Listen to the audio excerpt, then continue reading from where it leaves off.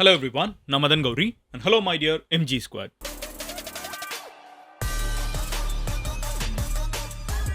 US உலகத்தோட most powerful கண்ட்ரியும் China உலகத்தோட செகண்ட் மோஸ்ட் பவர்ஃபுல் கண்ட்ரியும் இந்த வீடியோ நீங்க பார்த்துட்டு இருக்கிற இதே நேரத்தில் ஒரு புது போரா ஆரம்பிச்சிருக்காங்க.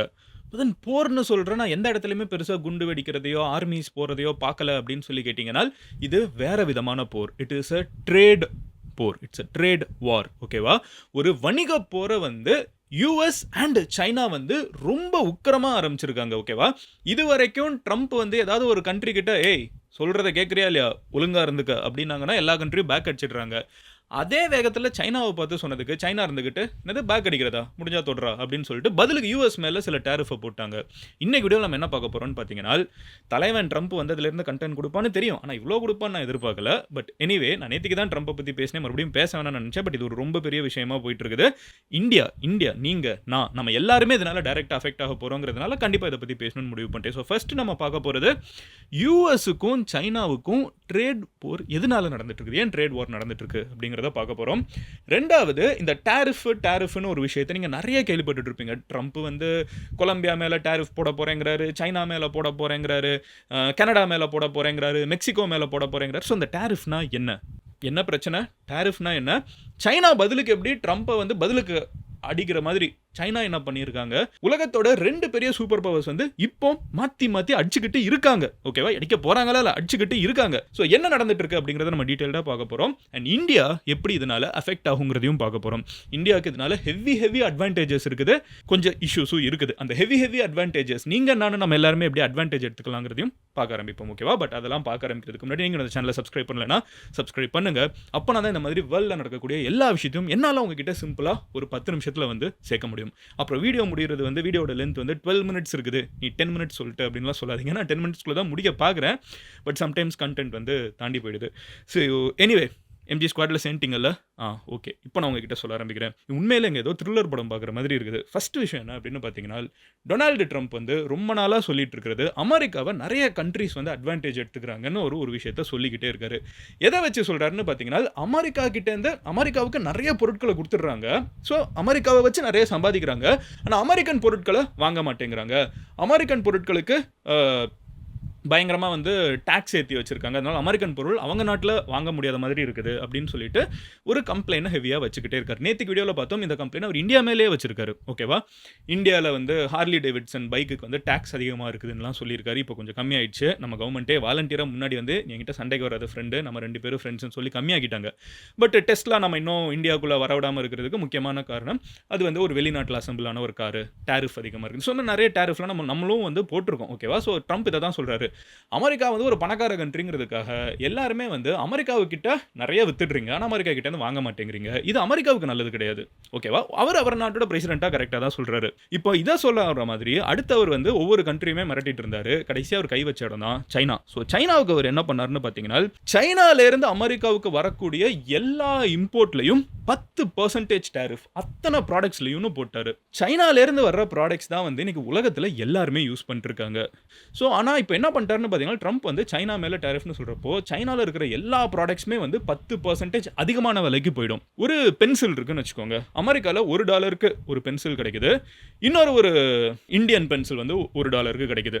ஆனால் இப்போ ட்ரம்ப் இன்னும் ஈஸியராக நம்ம இப்படி வச்சுப்போம், $10 வந்து சைனீஸோட ஒரு பென்சில் இருக்குது, இந்தியன் பென்சில் வந்து ஒரு $10 இருக்குது. இப்போ ட்ரம்ப் என்ன சொல்லிட்டாருனா, சைனீஸ் எல்லாத்துக்குமே வந்து எக்ஸ்ட்ரா 10% டேரிஃப்ங்கிறதுனால அதே பென்சில் வந்து சைனீஸ் பென்சில் வந்து $11 ஆகிடும், இந்தியன் பென்சில் வந்து அதே $10 இருக்கும். இப்போ ஒரு அமெரிக்காக்காரன் என்ன பண்ணுவான், அவன் வந்து இந்தியன் தான் வாங்குவான், ஏன்னா $1 கம்மியாக இருக்குது, ரெண்டும் பென்சில் தான். அப்போது சைனாவோட குட்ஸை வந்து அமெரிக்காவில் பொதுமக்களே வாங்குறத கம்மியாக்குவாங்க, ஏன்னா விலை அதிகமாகிடுச்சுங்கிற காரணத்தினால.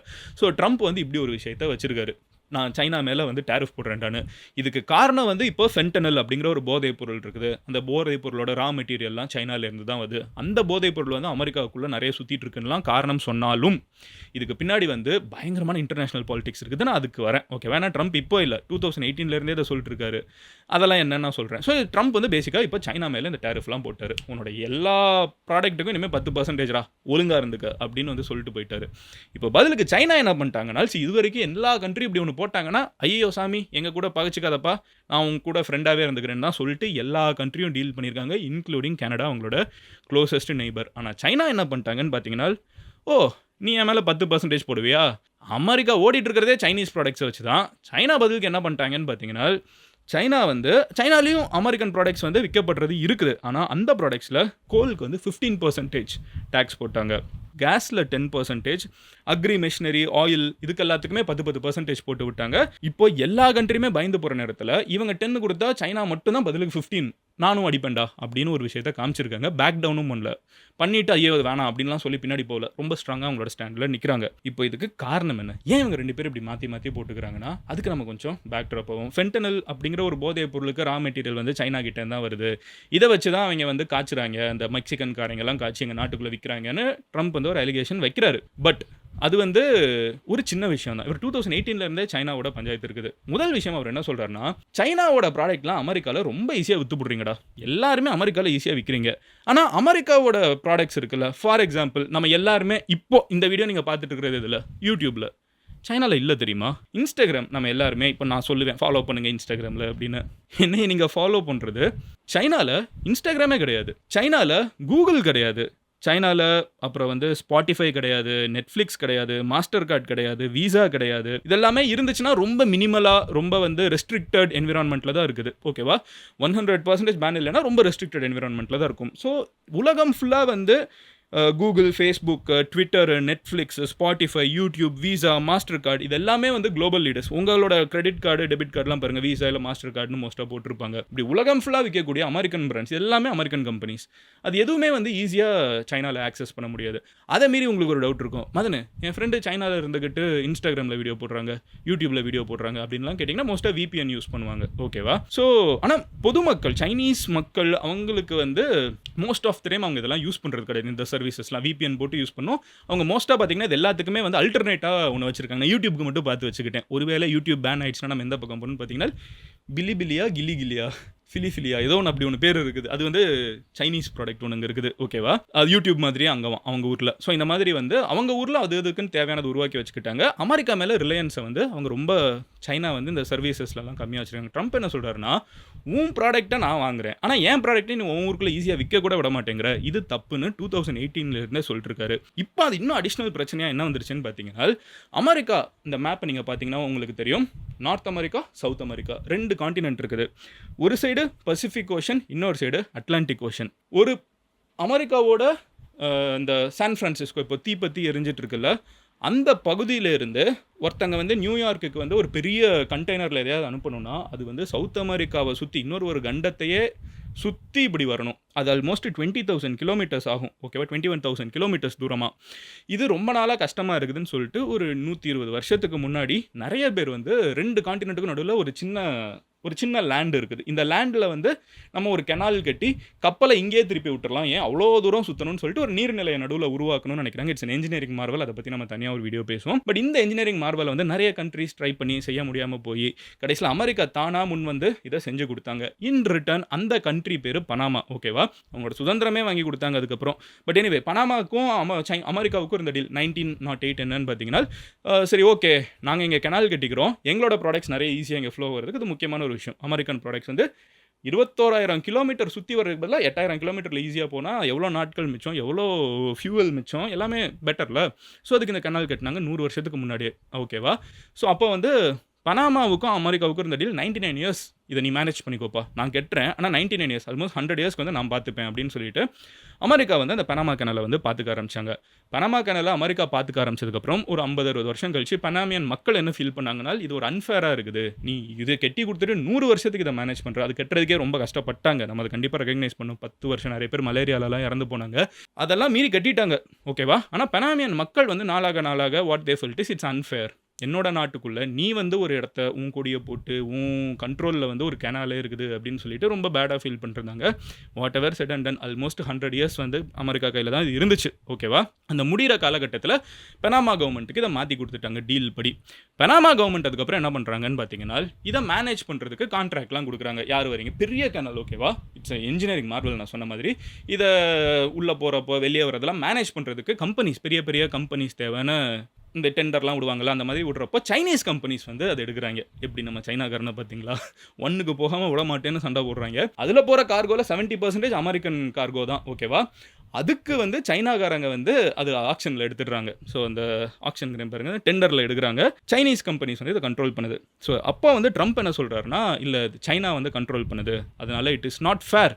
நம்ம என்ன பண்ண போகிறோம்னு பார்த்தீங்கன்னா, பனாமா கனலை வந்து அமெரிக்காவுக்கு திருப்பி வேணும் அப்படின்னு சொல்லி ஒன்று கேட்குறாரு. ஸோ இந்த இடமா இருக்காரு, இன்னும் காசா வேறு வேணும்னு கேட்குறாரு. அது நான் நாளைக்கு வீடியோவில் பேசணுமான்னு நீங்கள் சொல்லுங்கள். அது ரொம்ப அநியாயமாக இருக்குது. ட்ரம்ப் வந்து நேற்றுக்கு வீடியோவில் வந்து நான் பேசியிருந்தேன், அவங்க ஊரில் இல்லீகலாக இருக்கிறவங்களெலாம் திருப்பி அனுப்புகிறாருன்னு. அதெல்லாம் ஃபேர் விஷயம் தான், அதெல்லாம் நான் எதுவுமே சொல்ல, கரெக்டான விஷயம். இங்கே வந்து சைனாவும் அமெரிக்காவும் சண்டை போட்டுக்கிறது, அவங்க நியாயங்களை வந்து அவங்க சொல்லி சண்டை போட்டுக்கிறாங்க, எல்லாம் ஃபேர் தான். ட்ரம்ப் சைடு பெருசாக தப்பு கிடையாது. ஆனால் காசாவை வந்து கம்ப்ளீட்டாக அமெரிக்கா எடுக்கணும், ஏஷியாவுக்குள்ளே அமெரிக்கா வந்து ஒரு இடத்த பிடிக்குன்றாங்க. அது உலகத்தோட மறுபக்கத்தில் இருக்குது. பட் எனவே அதை நாளைக்கு நான் பேசணுமா வேணாமா அப்படிங்கிறத நீங்கள் கமெண்ட்டில் சொல்லுங்கள். சவுதி அரேபியா, கத்தார்லாம் ரொம்ப டென்ஸ்டாக சுற்றிட்டு இருக்காங்க. நான் பேசணுமா வேணாமான்னு கமெண்ட்டில் சொல்லுங்கள். நம்ம இப்போ மறுபடியும் சைனா டாப்பிக்கு வருவோம். ட்ரம்ப் ஒரே நாள் இவ்வளோ கண்டென்ட் கொடுப்பாருன்னு நினைக்கலப்பா. ஸோ ட்ரம்ப் வந்து மறுபடியும் என்ன பண்ணுறாருன்னு பார்த்தீங்கன்னா, பதவிக்கு வந்ததுக்கப்புறம் இல்லை பனாமா கனாலை வந்து அமெரிக்கா திருப்பி எடுத்துக்குங்கிறாங்க. ஆல்ரெடி பனாமியன் மக்களுக்கு வந்து 100 வருஷம் லீஸ் கொடுத்ததே ரொம்ப அநியாயம் நினச்சிட்டு இருக்காங்க. இப்போ இதை வேற சொல்கிறாங்க. பனாமியன் கவர்மெண்ட் அஃபீஷியல் இருந்துக்கிட்டு இல்லை இது வந்து அவர் என்ன சொல்கிறாரு, சொல்லிட்டு எதுக்காக நான் எடுக்க போகிறேன்னு சொல்கிறாருன்னா, இது வந்து சைனாவோட பனாமா கேனல் வந்து சைனாவோட கண்ட்ரோலில் இருக்குதுங்கிறாரு. பனாமியன் கவர்மெண்ட் என்ன சொல்கிறாங்கன்னா, கான்ட்ராக்ட் கொடுத்துருக்கேன்டா, அது அவங்களோட கண்ட்ரோலுக்குலாம் போகல, இது முழுக்க பனாமியன் தான் அப்படின்னு சொல்கிறாங்க. பட் இந்த வாய்க்கால் தகராறு, லிட்டராக வாய்க்கால் தகராறு தான், கேனல் பிரச்சனை தான். இந்த பிரச்சனையிலையும் சரி, அப்புறம் வந்து இந்த இன்டர்நேஷ்னல் லெவலில் வந்து சைனா வந்து ஒரு பயங்கரமான கண்ட்ரியாக இன்றைக்கி மாறிட்டு இருக்காங்க. எல்லாருமே நான் சொன்ன மாதிரி இன்றைக்கி எல்லாமே மேனுஃபேக்சர்டு இன் சைனா தான். நீங்கள் இதை ஒரு டிவியில் பார்த்துட்டு இருக்கீங்கன்னா, அந்த டிவி பின்னாடி எங்கேயாவது போய் பார்த்தீங்கன்னா மேட் இன் சைனான்னு இருக்கும். அதுக்குள்ளே இருக்கிற ப்ராடக்ட்ஸ் அதுக்குள்ளே இருக்கிற சின்ன பொருட்கள், இந்த சிப் அதெல்லாம் பார்த்தீங்கன்னா சைனீஸ் மேனுஃபேக்சரிங்காக இருக்கும். ஃபோனில் பார்த்தீங்கன்னா அது மேட் இன் சைனாவாக தான் இருக்கும். ஐஃபோன் மேட் இன் சைனா இன்றைக்கி நிறைய இருக்குது, கரெக்டாக. ஸோ ஆண்ட்ராய்டு நிறைய ஃபோன் சைனாவில் மேக் பண்ணுது. நம்ம இந்தியாவில் நிறைய அசம்பிள் பண்ணுற ஃபோன்ஸோட குட்டி உள்ள காம்போனன்ட்ஸ்லாம் பார்த்தீங்கன்னா சைனாலேருந்து தான் வந்துட்டு இருக்குது. ஸோ மாதிரி நிறைய கண்ட்ரோல் வந்து வேர்ல்டு லெவலில் சைனா கிட்ட தான் இருக்குது. பேசிக்காக அமெரிக்கா என்ன நினைக்கிறாங்கன்னா, சைனா வந்து ஓவர்டேக் பண்ணிடணும்னு நினைக்கிறாங்க. ட்ரம்ப் என்ன நினைக்கிறாருன்னா, சைனாவை ஓவர்டேக் பண்ண விடக்கூடாதுனால் சைனா மேலே இப்படி டேரிஃபை போட்டு பயமுடுத்தி நீ ஒழுங்காக செகண்டாக இருந்துக்கோ அப்படின்னு சொல்லி மிரட்டலான்னு தான் ட்ரம்ப்போட பிளானு. சைனா வந்து பதிலுக்கு நான் வந்தே தீர்வேண்டா ஃபஸ்ட்டு அப்படின்னு சொல்லிட்டு பதிலுக்கு டேரிஃபை போட்டிருக்காங்க. இதுதாங்க நடந்துட்டு இருக்க பிரச்சனை. சரி மதனு, 100 வருஷத்துக்கு முன்னாடி இருக்கிற பனாமா கேனல் பிரச்சனையை சொல்லிட்டேன். இப்போ வந்து அந்த ஃபென்டனல், அந்த போதைப் பொருள் வந்து ரா மெட்டீரியல் இங்கேருந்து வருதுன்னு சொல்கிற, but whatever said and then இதெல்லாம் இந்தியாவுக்கு என்ன லாபம் தானே கேட்குறீங்க. ரொம்ப சிம்பிளான answer. If the world is made in China and if US does not want China to make the world, எல்லா ப்ராடக்ட்டும் சைனாவில் தான் மேனுஃபேக்சர் ஆகுது. ட்ரம்ப் அது வேணான்னு நினைக்கிறாரு. 4 வருஷத்துக்கு இதே ஆங்கிளில் தான் இருக்க போகிறாங்க மோஸ்ட்டாக. அமெரிக்காவுக்கு சைனா வந்து இவ்வளோ ஸ்ட்ராங்காக இருக்கிறது பிடிக்கல, இவ்வளோ மேனுஃபேக்சர் பண்ணுறது பிடிக்கலன்னா அந்த ப்ராடக்ட்ஸ் காணாமல் போகுதா? இல்லை. நான் முதல்ல ஒரு எக்ஸாம்பிள் சொன்னேன். 2 கண்ட்ரியும் பென்சில் செய்கிறாங்க. சைனீஸ் பென்சிலும் இருக்குது, இந்தியன் பென்சிலும் இருக்குது. சைனீஸ் பென்சில் மேலே அமெரிக்காவில் டேக்ஸ் அதிகமாக இருந்துச்சுன்னா இந்தியன் பென்சில் அமெரிக்காவில் அதிகமாக விற்கும். ஸோ இந்தியாவுக்கு இருக்கிற ஆப்பர்ச்சுனிட்டி என்னன்னு பார்த்தீங்கன்னா, சைனா என்னென்ன மேனுஃபேக்சர் பண்ணிருக்காங்களோ அந்த மேனுஃபேக்சரிங்கை இந்தியாவில் உருவாக்கணும்னால், விச் இஸ் அ ட்ரீம், ஓகேவா. அது சாதாரண விஷயம் இல்லை. அவங்களோட ஃபேக்ட்ரிஸோடலாம் நம்ம இந்தியன் ஃபேக்ட்ரிஸை வந்து கண்டிப்பாக இன்றைக்கி இருக்கிற நிலைமையில கம்பேர் பண்ண முடியாது. மேபி கொஞ்சம் வருஷம் கழிச்சு கம்பேர் பண்ணுற அளவுக்கு இம்ப்ரூவ் ஆகணும். But they have huge gigantic factories. சைனாவில் இருந்து யாராவது இந்த வீடியோ VPN யூஸ் பண்ணி பார்த்தீங்கன்னா கமெண்ட்டில் சொல்லுங்கள், how crazy Chinese factories are, ஓகேவா. ஸோ அவ்வளோ பெரிய கிரேசியான ஃபேக்ட்ரிஸ், கிரேசியான இன்ஃப்ராஸ்ட்ரக்சர்ஸ் சைனாவில் இருக்குது. அதை வச்சு தான் அவங்க வேர்ல்டே அங்கே மேனுஃபேக்சர் பண்ணிட்டுருக்காங்க. எல்லாத்தையும் அனுப்பிச்சிட்டு இருக்காங்க, வேர்ல்டு ஃபுல்லாக அனுப்பிச்சிட்டு இருக்காங்க. இப்போது இந்தியா வந்து ஒரு ஆப்பர்ச்சுனிட்டி வருது. இந்தியா வந்து அதை வேணால் எடுத்துக்கலாம். எப்படி வந்து நம்ம திருப்பூர் ரொம்ப ஸ்ட்ராங்காக டெக்ஸ்டைலில் நிற்கிறாங்களோ அந்த மாதிரி ஒவ்வொருத்தங்களும் ஒரு ஃபீல்டில் நம்ம ஊரில் ஸ்பெஷலைஸ் பண்ண ஆரம்பிச்சோன்னா சைனா கிட்ட போக மாட்டேன்னு சொல்கிற அமெரிக்கன் பிஸ்னஸை இந்தியா பக்கம் திருப்ப முடியும். This is an opportunity for you, for me, for all of us. நம்ம ஸ்மார்ட்டாக இருந்தோன்னா, நம்ம ஹசில் பண்ணுறதுக்கு, தீயா வேலை செய்கிறதுக்கு ரெடியாக இருந்தோன்னா சாதாரண விஷயம் இல்லை. அவங்களோட ப்ராடக்ட், அவங்களோட குவாலிட்டியை வந்து நம்ம மறுபடியும் உருவாக்குறதுங்கிறது மேட் இன் சைனானாலே கேவலம்னு ஒரு காலகட்டத்தில் தாட் இருந்துச்சு. நான் சொன்ன மாதிரி ஆப்பிள் வந்து இன்றைக்கி மேட் இன் சைனாவாக இருந்துட்டு இருக்குது. இன்னைக்கு குவாலிட்டினாலே அவங்க தான் சொல்லி காஸ்ட்டுக்கு எஃபெக்டிவாக கொடுப்பாங்கன்னு சொல்லி நிறைய விஷயங்களை அவங்க பண்ணிட்டாங்க. நம்ம அதை சேலஞ்ச் பண்ண முடியும், நம்ம அந்த இடத்துக்கு போக முடியும். அதுதான் இந்தியாவுக்கு இன்றைக்கி இருக்கிற மிகப்பெரிய opportunity. It's an opportunity, chance தான். அந்த கதவு இருக்குது, அதை தட்டி உடச்சி உள்ளே போகிறோமாங்கிறது ஒவ்வொரு இந்தியன் கையில் தான் இருக்குது. பட் இதுதான் அங்கே ஓவராலாக இருக்கிற விஷயம். நான் உங்களுக்கு முடிஞ்ச அளவுக்கு சிம்பிளாக சொல்லியிருக்கேன்னு நினைக்கிறேன். முக்கியமாக நீங்கள் இந்த சைனாவுக்கும் அமெரிக்காவுக்கும் நடந்துட்டு இருக்கிற பிரச்சனையில் யார் பக்கம் நியாயம் இருக்குன்னு நினைக்கிறீங்க? எனக்கு 2 பேர் பக்கமும் நியாயம் இருக்குன்னு தோணுது. இது சும்மா 2 பேருக்கும் சப்போர்ட் பண்ணுங்கிறதுக்காக சொல்ல. நீங்க எங்கனாலும் எடுத்துக்கோங்களேன். வீட்ல, ஆஃபீஸ்ல, காலேஜ்ல, ஸ்கூல்ல ஃபர்ஸ்ட் இருக்கிறவன் ஃபர்ஸ்ட் இடத்த விட வேணாம்னு நினைப்பான். செகண்ட் இருக்கிறவன் எப்படியாவது ஃபர்ஸ்ட்டுக்கு போகணும்னு நினைப்பான். இவங்க 2 பேரும் அடிச்சிட்டு இருக்கிற நேரத்தில தேர்ட் இருக்கிறவனுக்கு தான் அட்வான்டேஜ். ஏன்னா 2 பேருமே அவங்களோட வொர்க்க ஃபோக்கஸ் பண்றத விட்டு சண்டை போடுறதுல ஃபோக்கஸ் பண்ணிருப்பாங்க. தேர்ட் இருக்கிறவன் இன்னும் கொஞ்சம் மேலே ஏறி வரலாம். இந்த தேர்ட் தான் நம்ம அப்படின்னு எனக்கு தோணுது. But anyway this is the overall point of view. நான் பேசுகிற எல்லா வீடியோவுமே வந்து மை பாயிண்ட் ஆஃப் வியூ, ஓகேவா? அண்ட் எனிவே நீங்கள் வந்து என்ன நினைக்கிறீங்க? இந்த 2 பேர் சண்டையில் இந்தியா பெனிஃபிட் ஆகும்னு நினைக்கிறீங்களா இல்லையான்னு நினைக்கிறீங்களாங்கிறத கமெண்ட்டில் சொல்லுங்கள். அண்ட் கண்டிப்பாக இந்த காசா பிரச்சனையை பற்றி நான் பேசணுமா வேணாமான்னு சொல்லுங்கள். பிகாஸ் லாஸ்ட் ஃபியூ டைம்ஸ் நான் காசாவை பற்றி பேசினப்போ அவ்வளோ பெரிய ரிசப்ஷன் இல்லை. இன்ஃபேக்ட் காசாவில் போர் நின்றுச்சுன்னு சொன்னப்போ கூட நிறைய பேர் எக்ஸைட் ஆகல. ஸோ அது வேணும்னு நினச்சிங்கன்னா கீழே வந்து காசா அப்படிங்கிற ஒரு வேர்ட் மட்டும் கமெண்ட் பண்ணுங்கள். நாளைக்கு கண்டிப்பாக ட்ரம்ப் வந்து எப்படி காசாவை பிடிக்கணும்னு ஆசைப்படுறாருன்னு ப்ராபப்ளி அது 3வது ட்ரம்ப் வீடியோவாக இருக்கும். இங்கே கமெண்ட்ஸ் இனஃப் வந்துச்சுனால் நான் போஸ்ட் பண்ணுறேன், ஓகேவா? இல்லைனா அது வேணாம், நம்ம வேறு டாபிக் போயிடலாம். பட் யா, நீங்கள் என்னை பர்சனலாக ஃபாலோ பண்ணணும்னு நினச்சிங்கன்னா இன்ஸ்டாகிராமில் மதன் கோரின்னு சொல்லி சர்ச் பண்ணுங்கள். You should be able to find my profile. அங்கே ஃபாலோ பண்ணுங்கள். And yeah, Jal see you tomorrow. Subscribe பண்ணலாம், சப்ஸ்கிரைப் பண்ணி எம்ஜி ஸ்குவாடில் சேர்ந்துருங்க. Cheers MGs.